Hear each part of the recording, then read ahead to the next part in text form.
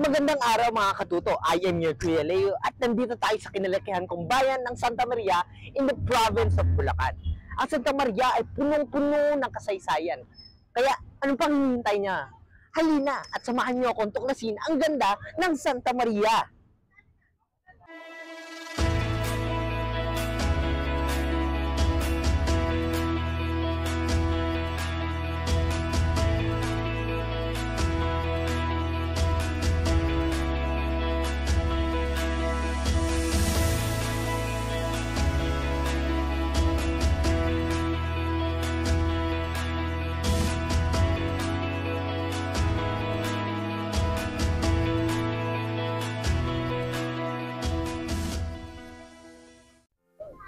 Ang Santa Maria ay tinatag ng isang Franciscano na si Fray Francisco Dominguez Javier noong November 26, 1793. Kasabay nito ang pagtayo ng Minor Basilica and Parish of La Purísima Concepcion.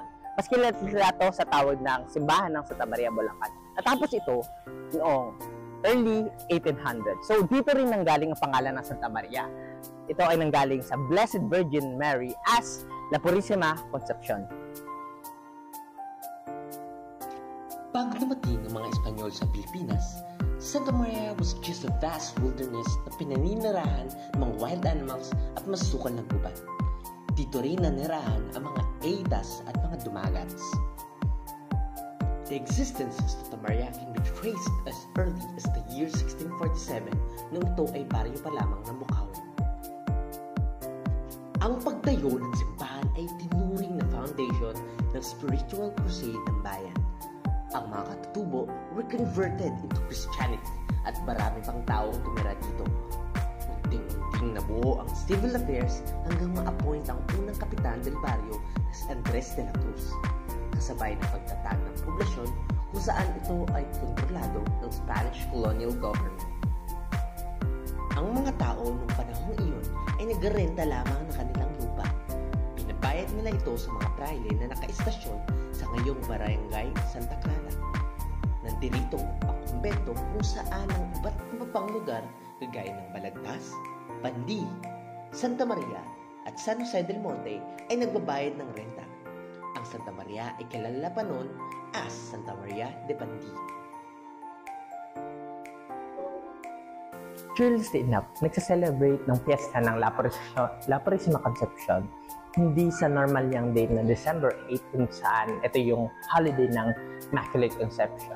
So, actually, kaka-celebrate lang din ng Immaculate Conception at kakatapos lang din ng nakaraang linggo. So, sineselebrate ang piyesta ng La Purísima Concepcion Thursday after ng February 2. So, hindi malinaw ang naging dahilan kung bakit ganun yung naging date ng piyesta ng La Purísima Concepcion. So, isa sa mga reason nito daw is ito daw yung date kung saan tinayo ang bayan ng Santa Maria. At isa daw na popular reason din is after ng World War II, nung binalik ang image of La Purísima Concepcion, ito yung naging date niya. After ng World War II, ito yung pagbalik ng image of La Purísima Concepcion.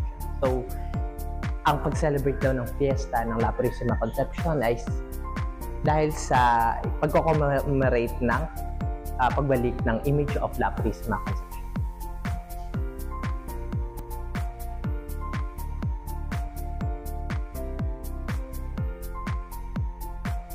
Bukod sa mga iba't ibang simbahan, nandito rin nagmula ang ilang mga kinikilalang tao sa mundo ng sining.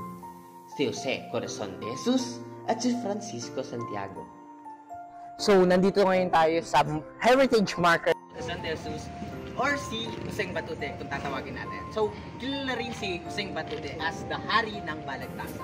So, si Jose Corazon de Jesus ay isang Filipino poet. So, kilala siya bilang poet na bino-voice out ang design ng Pilipinas sa independence gamit ang Tagalog poet. So, isa sa mga kilalang gawa niya is ang bayan ko. Siya yung lyricist nung kantang. So, if yung malaman niyo ang bayan niya is yung ibong may layang lumipad. So, yun. Siya ang lyricist ng kantang yun.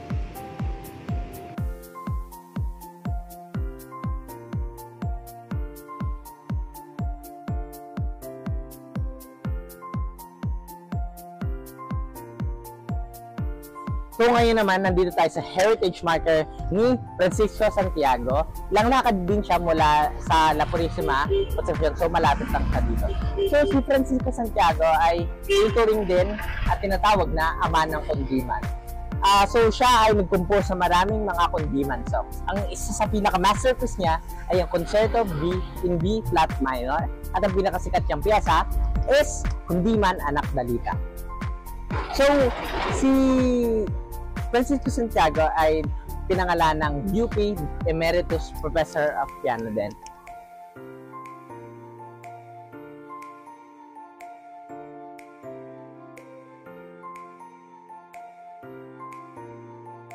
So bukod sa mayamang kasaysayan at mga heritage sites, malapit din dito sa Santa Maria ang pinagmamalaki nilang mga chicharon.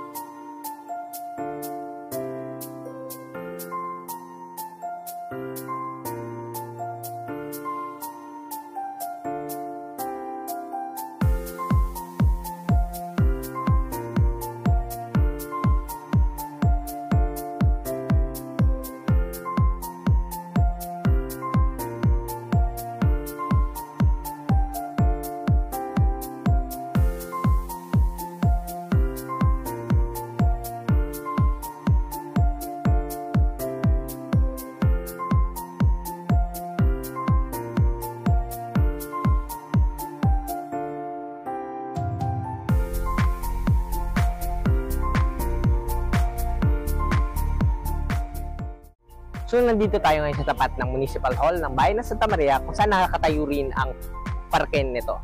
So dito makikita natin iba't ibang palumuti at mga parol na galing sa iba't ibang barangay ng Bayan ng Santa Maria. So ginawa ito ng mga iba't ibang eskwelahan tuwing Disyembre dahil sa isang kompetisyon. So tuwing gabi makakita nga ng mga iba't ibang palumuti at pailaw. So mas magandang pumunta ka dito sa park na to tuwing gabi.